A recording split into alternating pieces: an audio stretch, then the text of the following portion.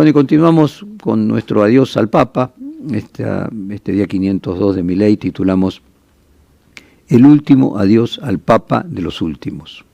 Porque mañana será el funeral del Papa Francisco en Roma y estarán invitados personas trans, diferentes integrantes de la comunidad LGTBQ+, presos, personas sin techo y otros llamados descartables por este sistema, palabra que el Papa Francisco colocó en la agenda, en su vocabulario, repitiéndola. Unas 40 personas de estos colectivos acompañarán el féretro hasta la Basílica de Santa María Mayor, cada una portando una rosa blanca en señal de despedida y agradecimiento. Este gesto fue organizado por el Vaticano para honrar el deseo del pontífice de dar lugar central a los excluidos en su último adiós.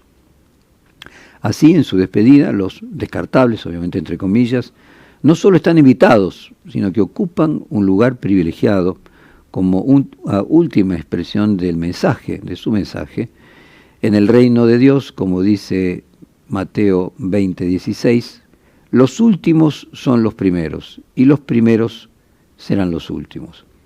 Esto, que implica un profundo cambio de enfoque de la Iglesia Católica, es en realidad ni más ni menos que la vuelta al cristianismo más clásico del corazón del mensaje de Jesús. Gracias a Francisco, a su impronta de cercanía y sencillez, miles de millones de personas en todo el mundo nos reencontramos con el pensamiento fundante de la civilización occidental, que puede ser de gran valor a la hora de combatir la tendencia a la polarización, a la crisis de valores comunitarios que dan cohesión a una sociedad.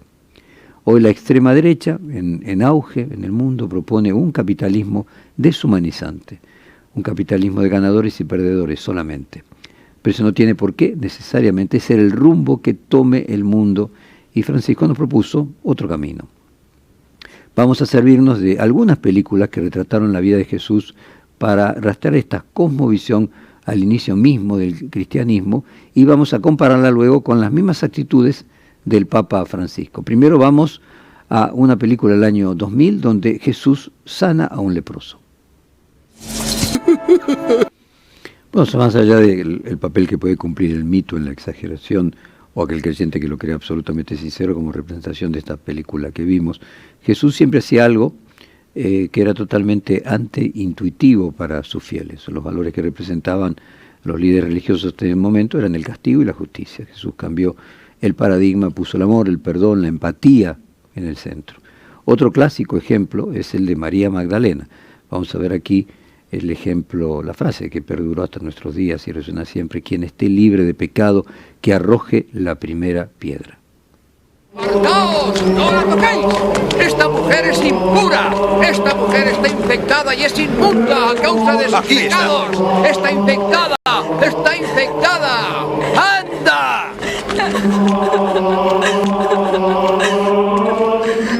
Maestro, esta mujer ha sido sorprendida hace poco en flagrante adulterio. Ahora bien, Moisés, bendito sea su nombre, nos ha ordenado que lapidemos a las mujeres de esta clase. ¿Y tú qué dices?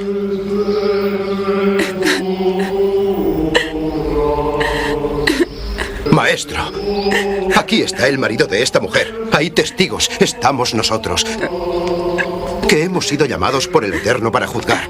Pero nosotros te proponemos a ti el caso. ¿Cuál habría de ser nuestro juicio?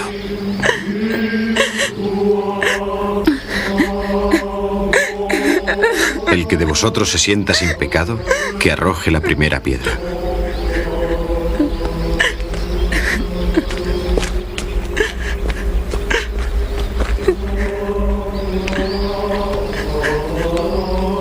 Mujer, ¿dónde están tus acusadores?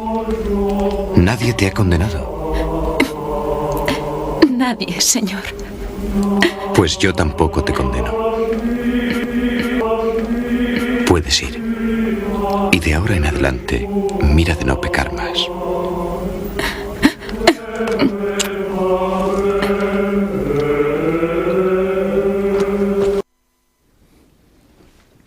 Esta frase de Jesús, obviamente en el caso de María Magdalena, la idea era la prostitución.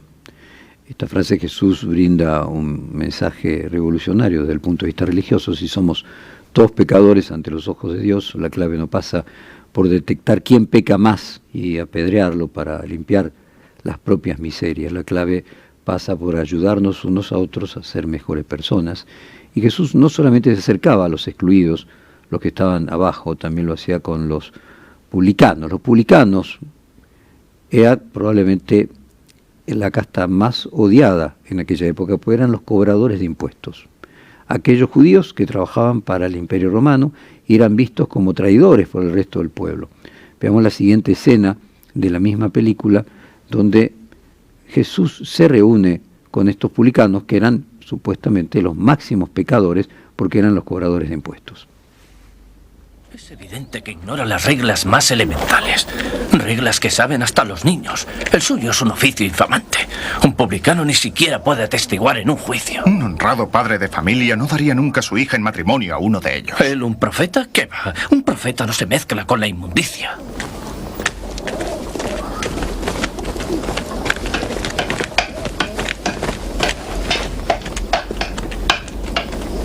¿Por qué comes y bebes con los publicanos, con los pecadores? No son los sanos los que tienen necesidad del médico, sino los enfermos. No estoy aquí para llamar a penitencia a los justos, sino a los pecadores. Si quieres que hagan penitencia, ¿por qué comes y bebes con ellos? Es piedad lo que quiero, no sacrificios. ¿Y por qué nosotros fariseos ayunamos? ¿Por qué los discípulos de Juan ayunan? ¿Y por qué no seguís su ejemplo?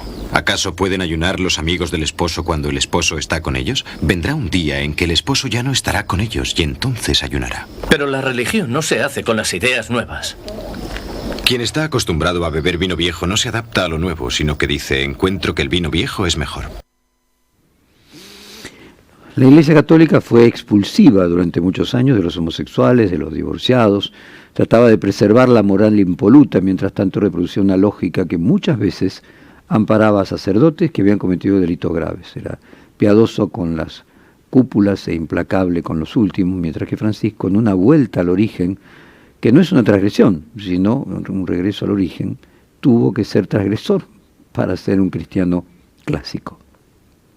Vamos a algunos ejemplos, ahora sí dejamos a Cristo y pasamos a Francisco. Vamos primero el Papa Francisco, lo primero que hizo, la defensa de los inmigrantes y los refugiados. Al inicio de su pontificado en 2013, el Papa Francisco presionó al mundo para proteger y acoger a migrantes y refugiados. Su primer viaje fuera de Roma en 2013 fue a la isla siciliana de Lampedusa para reunirse con migrantes recién llegados. Pronto la guerra civil asoló a Siria y provocó el éxodo de centenares de miles de personas a través del Mediterráneo. El Papa se destacó en acoger él mismo a 12 refugiados sirios a Roma en su avión tras visitar el campo de refugiados de Lesbos en Grecia. Denunció la criminalización de la migración y las políticas restrictivas de la Unión Europea. Quien arriesga su vida en el mar no invade, busca acogida. El fenómeno migratorio no es tanto una emergencia momentánea, siempre buena para la propaganda alarmista, sino un hecho de nuestro tiempo. Tras visitar México en 2016 y rezar por los migrantes que fallecieron al cruzar, Francisco dijo del entonces candidato a la presidencia de Estados Unidos, Donald Trump, que cualquiera que construye un muro para mantener fuera a los migrantes no es cristiano. Una persona que quiere construir muros y no puentes no es cristiana. Eso no está en el Evangelio. Otro ejemplo que tenemos es el Papa Francisco lavando los pies de los reclusos en un Jueves Santo. Este fue el Jueves Santo de 2023, lavando los pies de los presos en una cárcel.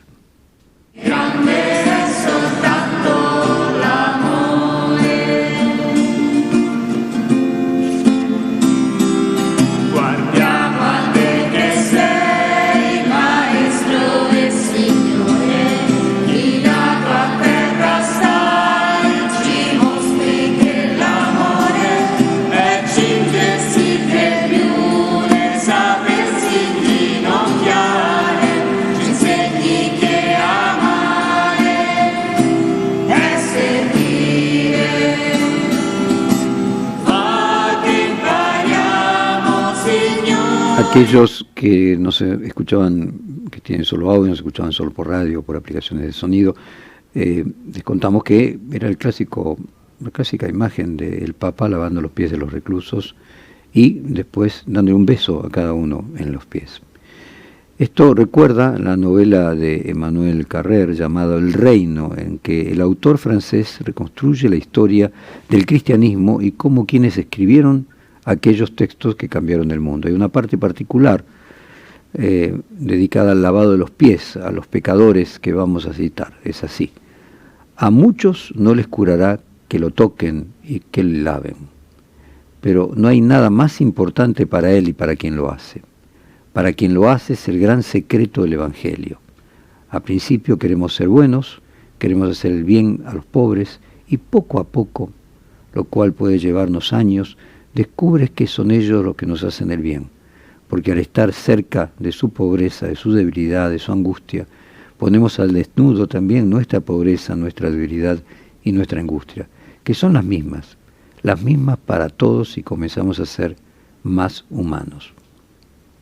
En definitiva, este es el mensaje también de Jesús, de María Magdalena: quien esté libre de pecados que tire la primera piedra.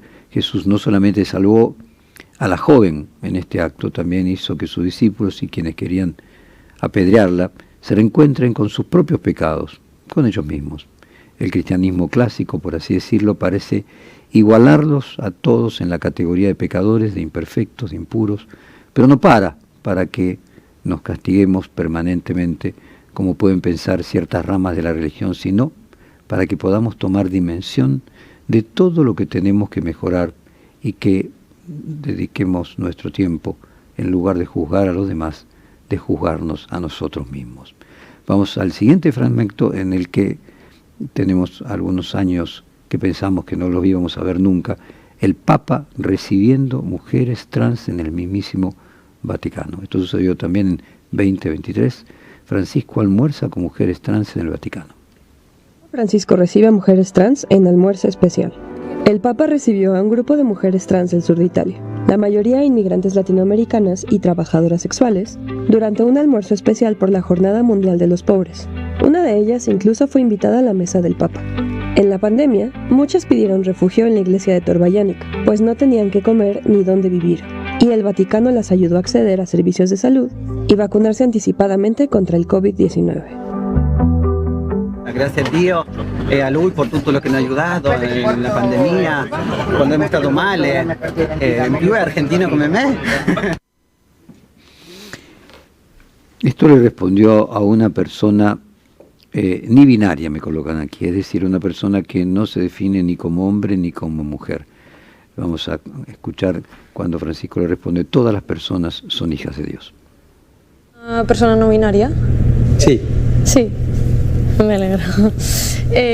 Bueno, por si alguien no lo sabe, una persona no binaria es aquella que no es ni un hombre ni una mujer, o al menos no totalmente, y no todo el tiempo. Hay personas que como fluyen. Yo soy Celia, yo soy una persona no binaria y también soy cristiana. A veces como que me es muy difícil llevar como las dos cosas en la vida, y quería preguntarle si ve un espacio en la iglesia para las personas trans y las personas no binarias, o el colectivo LGTB en general. Toda persona es hijo de Dios, toda persona. Dios no rechaza a nadie, Dios es Padre. Y yo no tengo derecho a echar a nadie de la iglesia. Más aún, el deber es recibir siempre. Y la iglesia no puede cerrarle la puerta a nadie, a nadie. ¿Y qué piensa de aquellas personas de iglesia, ¿no? o sacerdotes que promueven el odio y utilizan la Biblia para sustentar esos discursos de odio, y te leen como el Evangelio, ¿no? Para decir, no, yo no te estoy excluyendo, lo dice la Biblia, ¿no? Yo me harto y me canso de decir que ese no es el mensaje de Jesús, ¿no? Esa gente son infiltrados. Son infiltrados que aprovechan la estructura de la iglesia para sus pasiones personales, para su estrechez personal. Es una de las corrupciones de la iglesia, ¿no es cierto? Esas ideologías cerradas, que en el fondo toda esa gente tiene un drama interno, un drama de incoherencia interior muy grande, que viven para condenar a los demás porque no saben pedir perdón por sus propias faltas, ¿no? En general uno de estos tipos que condena es un incoherente, tiene algo adentro. Impresiona, ¿no? Esto que hizo Francisco fue un cambio de paradigma radical y a la vez, como venimos diciendo, un regreso a Cristo. Efectivamente, tenemos mucho para aprender y puede ser un puntapié para tener un marco moral de resolución de los problemas sociales. Cuanto más fácil serían las negociaciones en los conflictos bélicos, políticos, sociales, si pudiéramos reconocernos los unos a los otros, como nos enseñó Francisco, y cuanto más fácil sería ponernos de acuerdo si elimináramos la expulsión, la degradación del otro, la humillación como posibilidad en el contacto con el otro. Mañana, en el último adiós a Francisco, los últimos serán los primeros, serán los que acompañen primero el féretro de Francisco en su descanso eterno. Luego, a todos nos queda la tarea de aprender de sus enseñanzas y cambiar la tristeza en la alegría para ser mejores. Por eso nos vamos con el Dale alegría a mi corazón, interpretado por